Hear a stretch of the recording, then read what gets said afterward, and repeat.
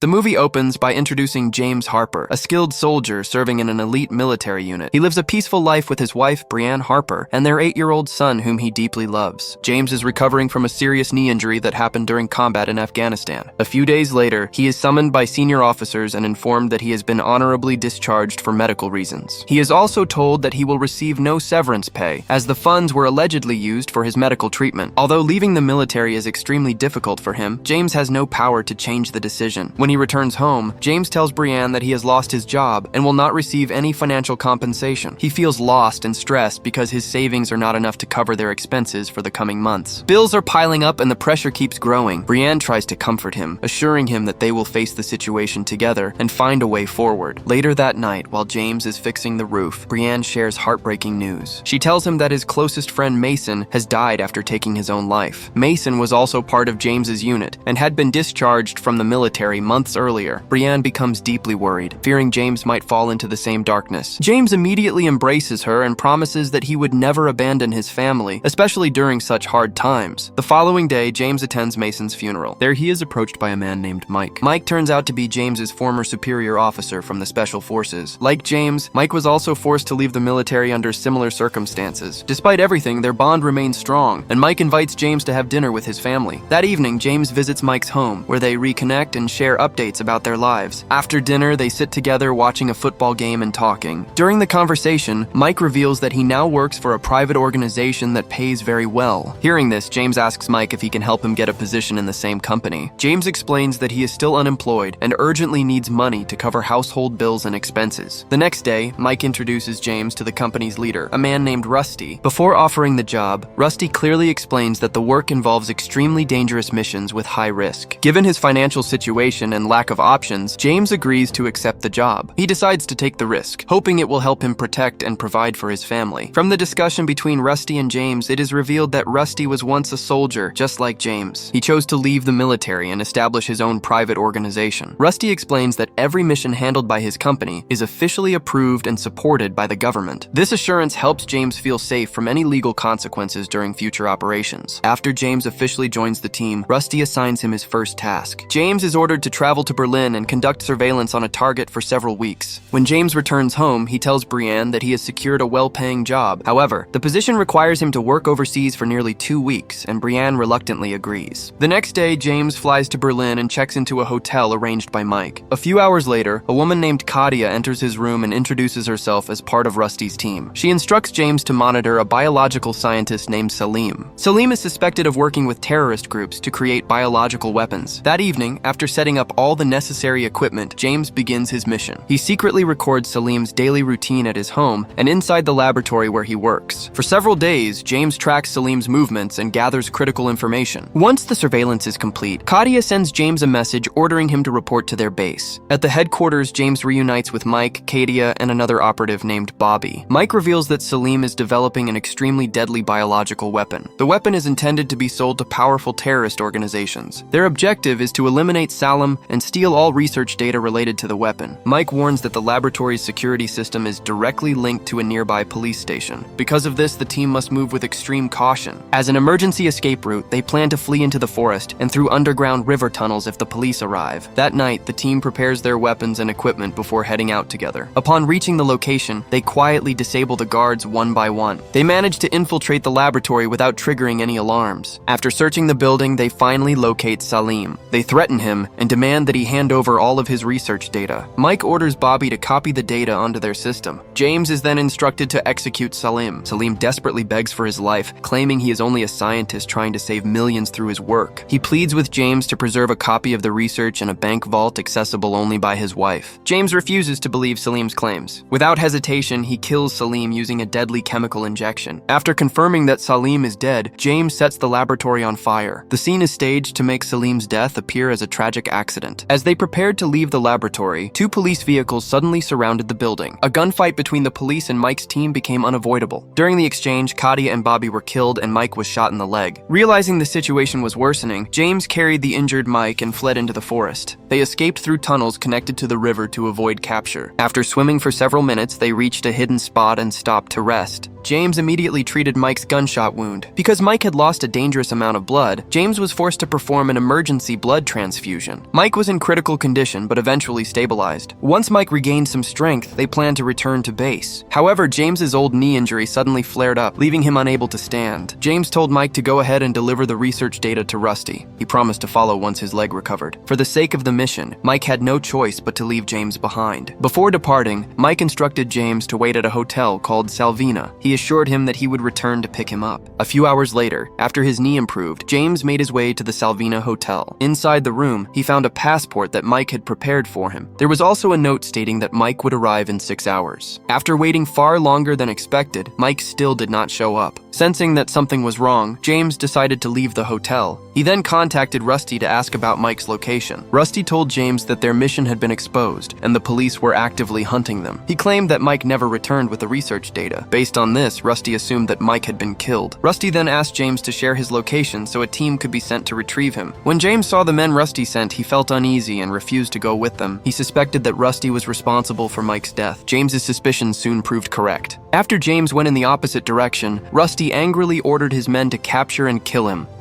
Hearing gunshots behind him, James ran to escape. Following a violent chase, James took cover beneath a bridge. There, he managed to take down 2 of Rusty's men. Before one of them died, James questioned him and confirmed that Rusty had ordered the hit. Using the man's phone, James sent a brief message to Rusty. The message was meant to convince Rusty that James was dead. Exhausted from the escape, James rested inside an underground station. While there, he began thinking about his next move. He suddenly remembered Salim's calm words and the backup copy of the research data hidden in a bank vault. The following day, James went to Salim's house. He met Salim's wife and asked her to retrieve the research data stored in the bank. At first, Salim's wife refuses to help James. However, after James threatens to harm her son, she is left with no choice but to comply. Together, they go to the bank and retrieve the data from the vault. Salim's wife then hands the research files over to James. After obtaining the data, James immediately examines the research. He is shocked by what he discovers. Salim was not a criminal scientist after all. He was developing a vaccine to fight a deadly virus spreading across the world. Salim planned to distribute the vaccine freely to anyone in need. However, powerful groups wanted to steal the formula for their own profit. Realizing the truth, James decides to return to America using the passport Mike gave him earlier. Once back, James goes to Mike's house to inform Mike's wife that her husband has died. Unexpectedly, he discovers that Mike is still alive. This makes James believe that Mike may have worked with Rusty to betray him. The next morning, James secretly follows Mike to uncover his true intentions. Mike quickly notices that someone is tailing him and sets up an ambush. When he realizes it is James, Mike is stunned. He explains that Rusty had told him James died during the previous mission. That is why Mike never returned to the hotel and instead went back to America alone. Mike insists that he never intended to betray James. This reveals that Rusty had been manipulating both of them from the beginning. Enraged, James nearly kills Mike for lying about the real mission and Salim's research. Mike then warns James not to return home. He explains that if Rusty discovers James is still alive, his family will be in grave danger. After hearing this, James decides that the only solution is to eliminate Rusty and his men. Feeling responsible for everything, Mike agrees to help James attack Rusty's base. That evening, Mike pretends to meet Rusty face to face. At the same time, James sneaks into the house through the back entrance. Together, they begin taking out Rusty's men one by one. This soon leads to an intense and violent shootout. After all of Rusty's men are eliminated, Mike and Rusty confront each other. They shoot each other, and both collapse from their injuries. James walks over to Rusty, who is already dying. Without saying a word, he punches him in the face. After the mission is over, James rushes Mike to the hospital. Despite his efforts, Mike dies on the way due to his severe wounds. The next day, James burns Mike's car and body to erase all traces. He then returns home to reunite with his wife and son. James decides to leave America with his family and start a new life elsewhere. The story ends with a powerful lesson. Never betray those who have sacrificed everything for you. If you enjoyed this movie explanation, don't forget to subscribe to the channel. Like the video, share it with your friends, and comment below your thoughts.